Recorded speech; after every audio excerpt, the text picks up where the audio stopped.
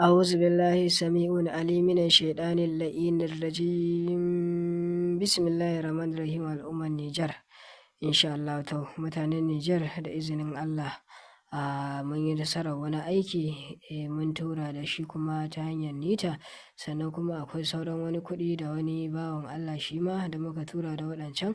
insha Allahu sannan ya turo da kuɗin turarensa shi ma ga su nan za mu gabatar da aiki shi ma bayan mun gama kuma za mu tura masa ganita kamar da kuke gani a cikin wannan hoto na mai tara albarka da fatan muna lafiya number mu 081033048786 masha Allahu ina kowanne mu fatan alkhairi domin samun cikakken tabbaci akan ingancin aikin mu na tasrifi insha Allahu mutum ya turo da kuɗin turarensa ko mutum ya zo kudu maso gabas tsakanin kamar da Najeriya Sale ta sabuwar unguwa gida na 306 wannan shine cikakken adireshin mu insha Allah a koda yaushe ko a ina kake kowace ƙasa za mu gabatar maka da aiki mu tura maka ta akawun ko ta neta ko ta Western Union ko ta amana insha Allah duka dai duk inda kake bukata da izinin Allah kuma kowane kalan kuɗi da izinin Allah kake bukata za mu gabatar maka da aikin sa insha Allah ko kai da kanka ko mu yi maka duk ɗaya ne a wajen mu da izinin Allah insha Allah